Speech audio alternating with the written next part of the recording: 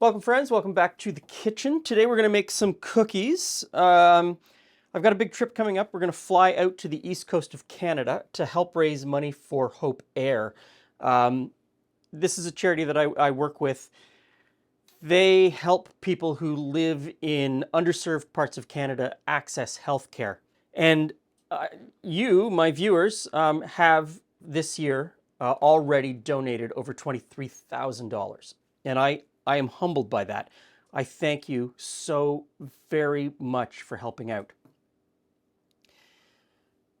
This is going to lead to some pretty long flights for me. And you know, I like to snack in the airplane. So we're going to make some Lassy Mogs. And Lassy Mogs are an East Coast favorite. Lassy meaning molasses and Mog meaning small cake, apparently. So we're going to start off, beat our butter. To that I'm going to add the salt. I found lately that when I use large grain salt or coarse salt or pickling salt or kosher salt, whatever you want to call it, putting it in with the butter, it dissolves better. And I think at this point we should be ready. We can put in the brown sugar as well and cream that in. So in goes the brown sugar. Now, if you want information about Hope Air, I will put links down below so that you can check out who they are and the work that they do. And again, an incredible thank you to everybody who has donated financially to the cause. It really is fantastic. We can, as a community, come together and change lives and do some good. And I think that is the positive power of what's going on here with the internet. Okay, while the butter and the brown sugar are creaming, we'll deal with our dry ingredients. So I have flour. To that I'm going to add baking powder and baking soda. Going to add ground clove, allspice, mace, and cinnamon. And so yes, it's a spice cookie, but it's a soft cookie. It's one of those things, when the farther back you go in cookbooks, cookies or biscuits, that wording and terminology wasn't used in cookbooks all that often. Things like I'm making today were listed as small cakes. They really were thought of as cakes and soft. And so these really are sort of a small, soft, it's a drop cake. There's a rolled biscuit and a drop biscuit. This is a drop cake in cookie form. Are you confused? Maybe I've just confused the subject too much. Okay, this is looking pretty good. So we're going to beat in our eggs one at a time.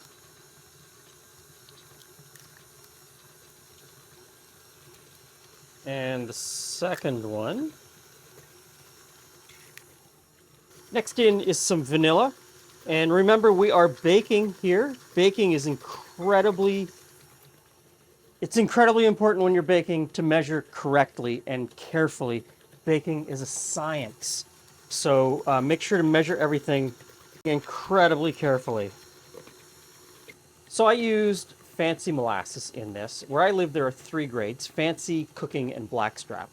Blackstrap has the biggest, the boldest, the darkest flavors. Fancy that I used here has the lightest sort of flavor of a molasses. Cooking is somewhere in between. When my grandmother made these, blackstrap molasses was what she used. Big, giant, bold flavors. Of course, blackstrap molasses was also incredibly inexpensive in the day. I kind of like the lighter flavor of the fancy molasses in these cookies. Next ingredient I'm going to put in is not traditional, and that is rolled oats. But you know, I like rolled oats, so I'm going to put them in. I think they add a little bit of body and texture to the whole thing. Next are the dry ingredients, the flour and that. So we just mix them in slowly, wait until it's fully incorporated, and then continue putting them in. You could dump it in all at once. That would be fine in this case. I just like to put it in a little bit at a time. Last 2 ingredients, raisins and pecans. There's a case to be made for dates. I've had them with dates as well as raisins. I just didn't want to chop dates today. I was feeling a little bit lazy, and I didn't feel like pitting and chopping dates. So we're going to mix these in. Pecans are really closely associated with pretty much every recipe that I've seen for Lassy Mogs. And I find that very interesting because knowing what I know about the development of commercial pecan farming, this use of pecans really dates this cookie to around the mid-1930s. Unless previous to the mid-1930s, this cookie didn't have pecan or used a different kind of nut, which could completely be the way that this worked. Okay, so that's all mixed in. As you can see, it's a really sort of loose, soft dough. So I'm going to stick it in the fridge for 15-20 minutes and let it firm up.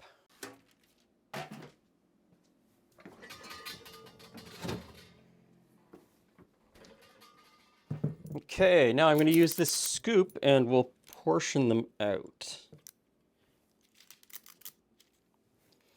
And so my grandmother would have a little bowl of water. She'd keep her hands wet.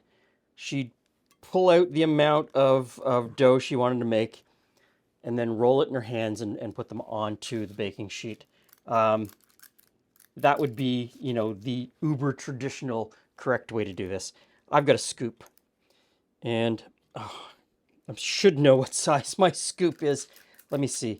It's written on the inside here. I think it's a number 50. So I've got a number 50 scoop. I think to me that is the perfect size cookie. So I'm going to put them out on the tray. The oven is preheated to 350 degrees Fahrenheit. And these will bake for the average amount of time that a cookie bakes, somewhere between 12 and 15 minutes.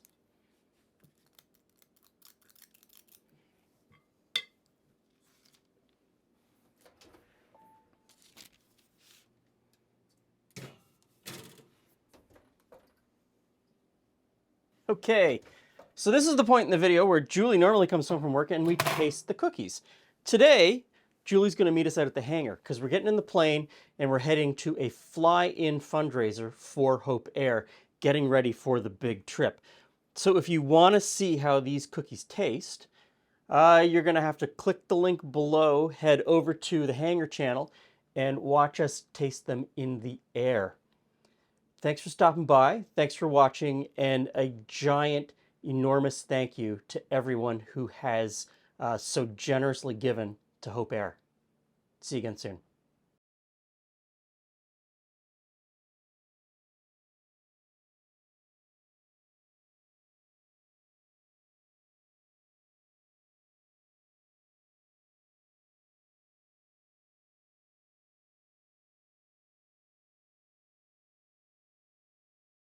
I'm actually surprised they don't have dates. Everything else from this era has dates. I know. I think what surprises me most is the pecans.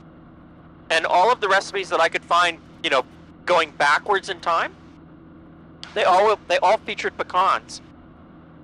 And that kind of leads me to believe that the pecans either didn't show up in the cookies until the 1930s, and I haven't found recipes earlier than that, because of the way that pecans are commercially grown. They weren't readily available before the 1930s to most people.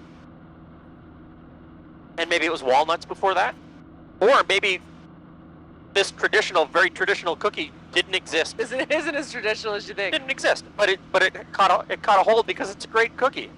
I mean, it is a molasses spice cookie. Yeah. Checks all the boxes for you. Yeah.